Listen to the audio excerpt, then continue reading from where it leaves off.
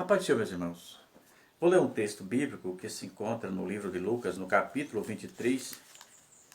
E o versículo 39 a seguir é um texto muito conhecido de quando Jesus estava no Gólgota, quando Jesus estava crucificado. E ali havia dois malfeitores, como a Bíblia chama, um do lado direito e outro do lado esquerdo. E diz assim, Lucas 23, o versículo 39 a seguir diz, 39 a 43, os versículos que iremos ler.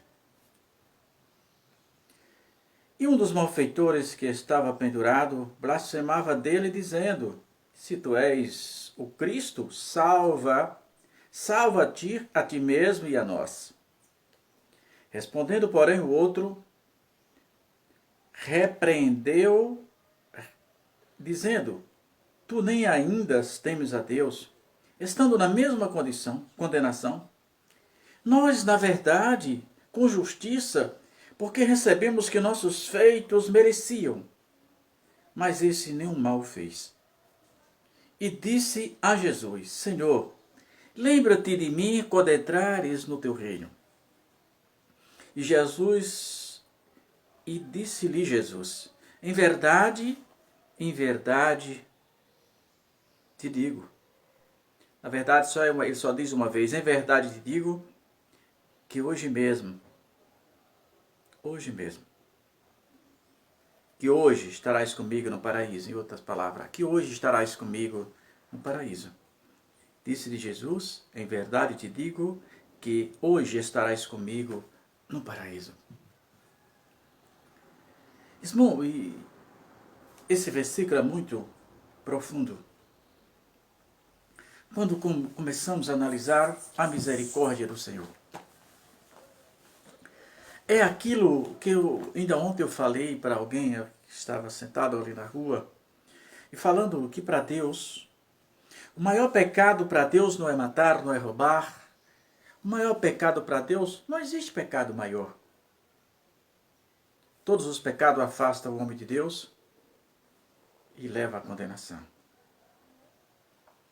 Entretanto, o homem pode ter matado 1000 pessoas, 2000 pessoas, pode ter sido o que for. Se antes dele morrer tiver tempo de pedir a Deus misericórdia, Deus será misericordioso com ele. Também o homem pode ter sido uma pessoa maravilhosa, cumprir todos os requisitos, mas se no final da sua vida se desviar do Senhor, ele será condenado, pois ele será julgado pelos últimos atos que ele fez. É por isso que para aquele que suicida, não tem perdão. E o inimigo sabe disso.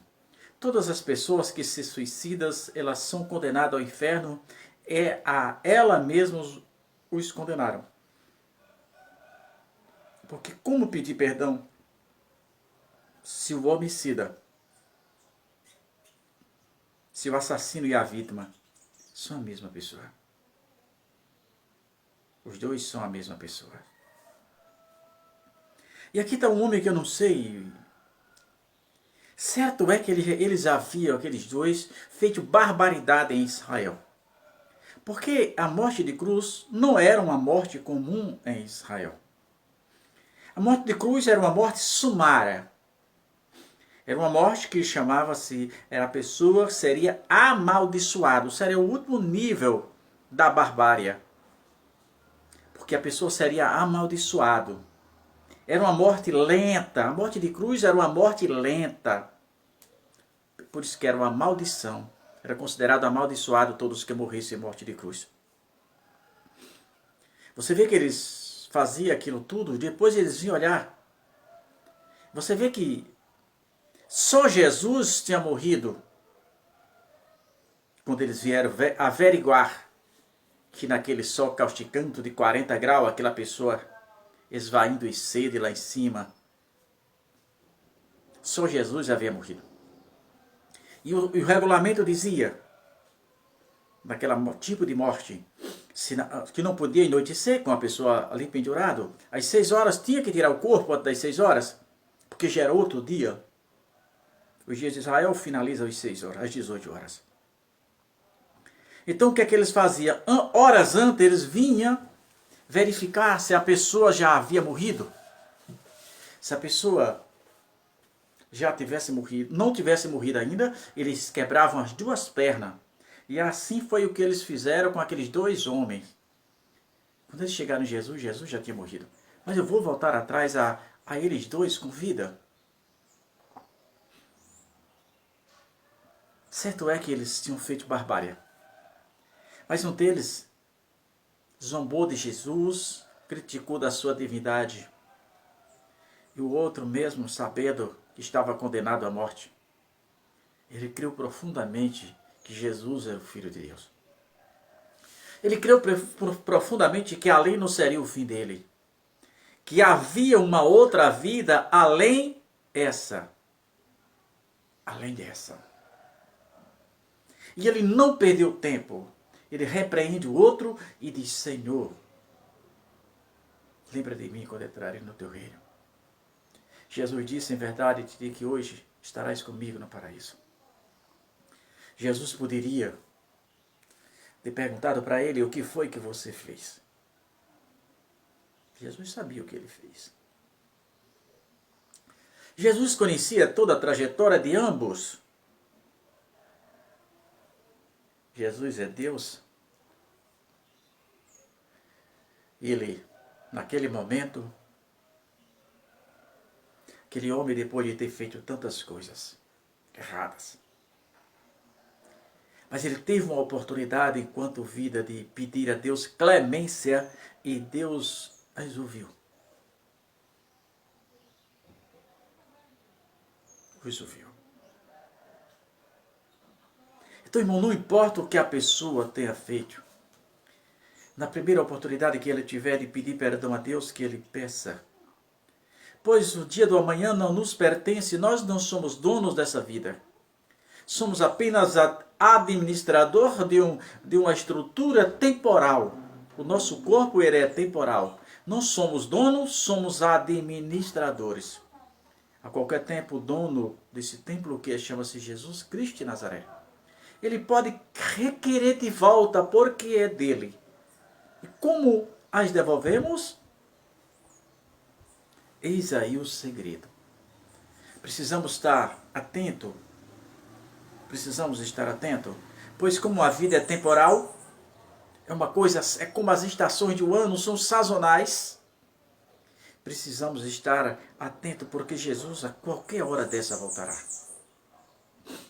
E assim como aquele homem que tinha feito tantas coisas erradas, mas quando ele reconhece o seu erro, Jesus prontamente atendeu o seu pedido, sem fazer questionamentos, porque Jesus não faz, porque ele já conhece.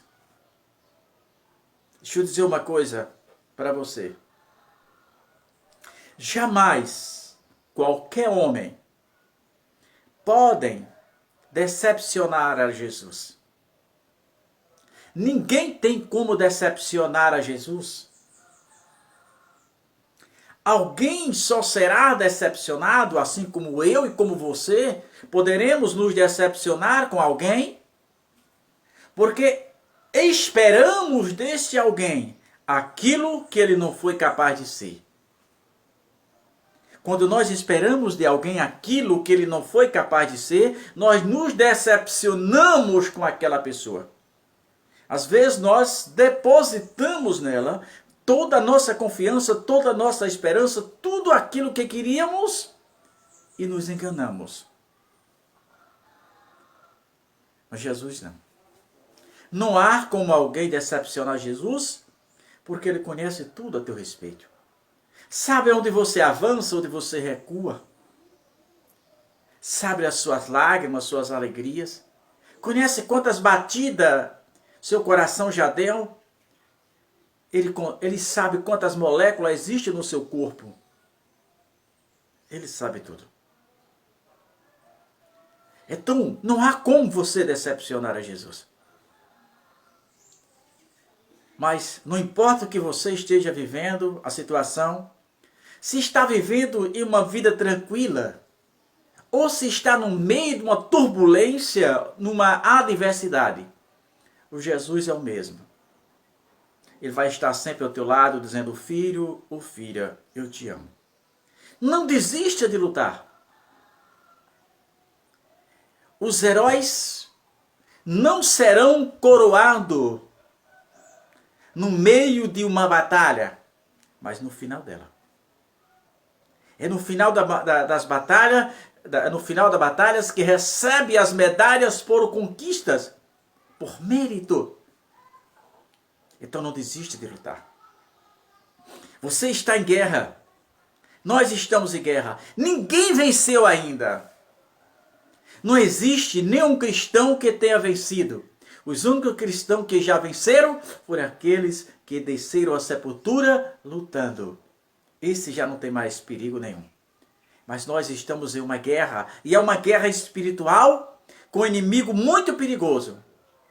Que a única esperança nossa é o sangue de Jesus Cristo, que foi vertido, derramado na cruz do Calvário, para nos garantir esta vitória.